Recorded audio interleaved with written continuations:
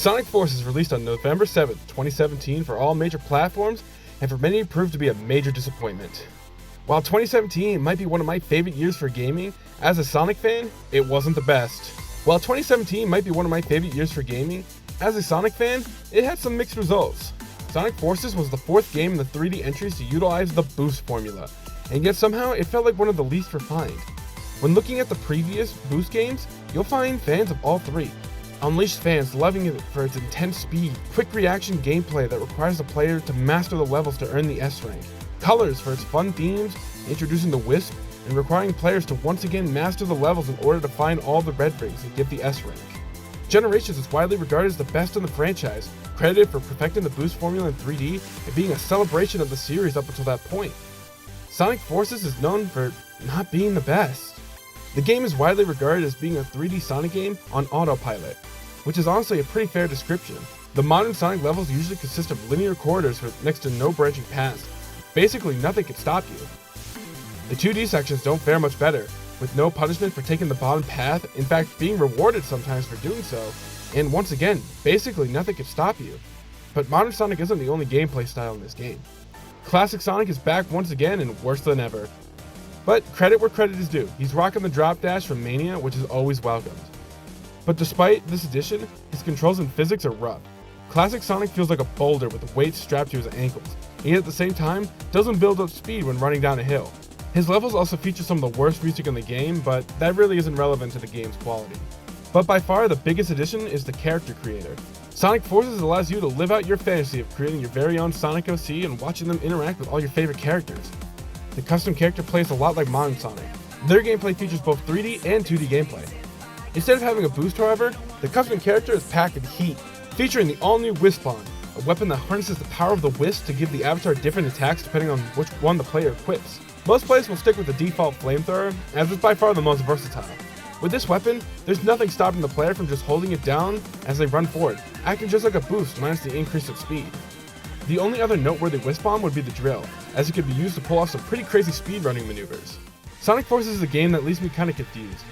Not counting the Sonic Boom games as those were worked on by other developers, they had 4 years to work on this game after Sonic Lost World came out. I struggle to understand how this is the game we got when we had games like Unleashed that had better boost levels, better visuals, better animation, just better in general, and a shorter development time. I get that Forces was made on a smaller budget, only launching at $40, but I don't understand why it's like this. Sonic is sick as mascot. He's such a special character, and time again, they pull the same nonsense with him. Sonic Forces has no excuse to be the way it is, and the worst part, very deep down, we could have had an amazing 3D Sonic game. Sonic Forces took a lot away from Sonic's moveset, his drift being the main thing that's missing, but it also added some neat stuff.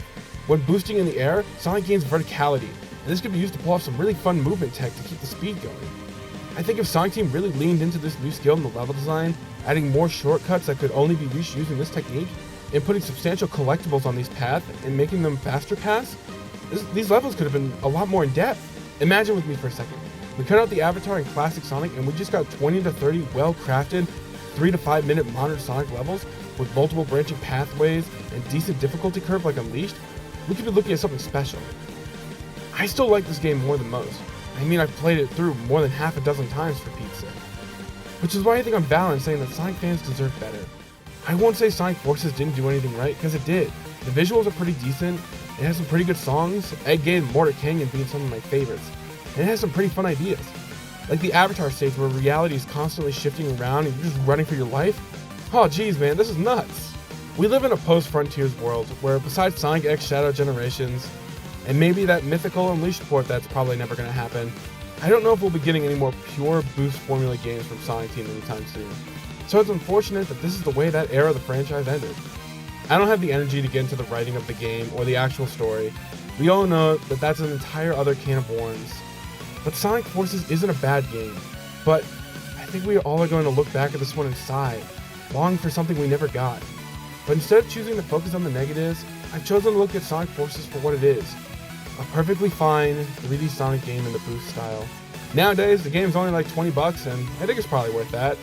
If you're the kind of gamer who likes to shut their brain off and don't mind experiencing a story that's passable at best, you'll probably find some fun here. There's some fantastic levels in Sonic Forces that make up probably less than 10% of the total, but there is fun to be had. Sonic Forces, You may be a game that everybody dogs on, but I choose to remember the good times. I generally have a pretty good time playing this game, and that's all that matters at the end of the day. So, fist bumps to you, Sonic Forces. You aren't perfect, but I still like you anyway.